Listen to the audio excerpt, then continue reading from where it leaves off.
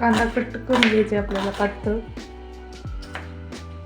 एकदम बारीक करायचा आणि उभा करायचा. त्याचे व्यवस्थित स्लायसेस पडले पाहिजे असे. तुम्ही बघू शकता. असेल तुमच्याकडे खिसणी वगैरे तर तुम्ही त्याने पण खिसायचं. त्याची ब्लेड चेंज करून घ्यायची खिसणीची. ज्या ब्लेडनं तुम्ही चिप्स वगैरे काढता त्या ब्लेडनं कांदा कट करून घ्यायचा. एक बाउल घ्यायचे आपल्याला, त्याच्यामध्ये घालायचे आपल्याला बेसन पीठ. आपण आज भजी बनवणार आहोत, पण थोडीशी पद्धत वेगळी आहे. तर बेसन पीठ टाकून घेतलेलं आहे आपण.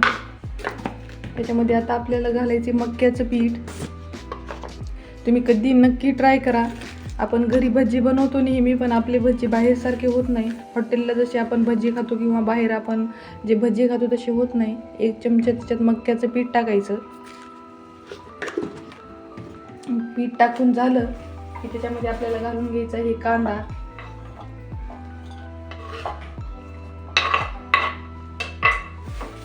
कांदा घालून घेतलेला आहे मी. त्याला व्यवस्थित मिक्स करायचं. पाण्याची अजिबात गरज नाही याच्यात टाकल्याला. हे घेतलेलं आहे मी ओवा. हाताने स्मॅश करायचा.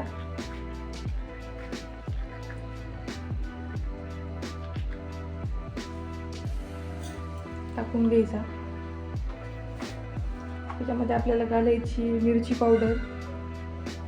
हवं तसं तुम्ही तिखट खाता तसं टाका. मी हे छोटे चमचे 3 टाकलेले आहेत. 1 चमचा हळद आहे. मीठ टाकायचे चवीनुसार. 2.5 चमचे मी मीठ टाकलेलं आहे. मिक्स करून घ्यायचं.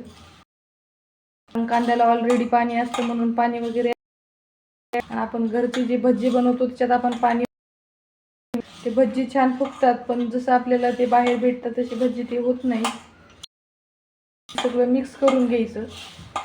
पाणी मी जेवढं ह्याला असं करताल मॅश करताल ना तेवढं,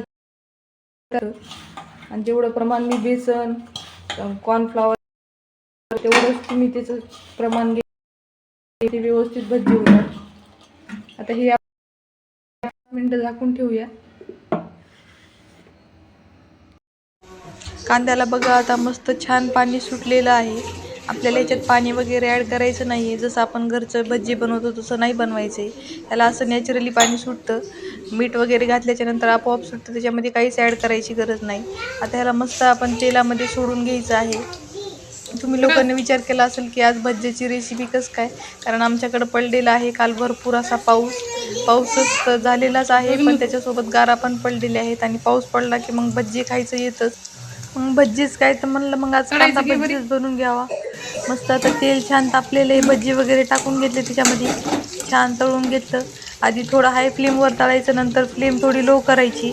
पूर्ण अशी क्रिस्पी होतील अशी तळायची. आणि आपण त्याच्यात कॉर्नफ्लॉवर टाकलेलं आहे म्हणून ते जास्त क्रिस्पी होतात. म्हणून मग 1 मिनिट तुम्ही पण कधीतरी नक्की ट्राय करा. आणि रेसिपी कशी वाटली नक्की कमेंट करा.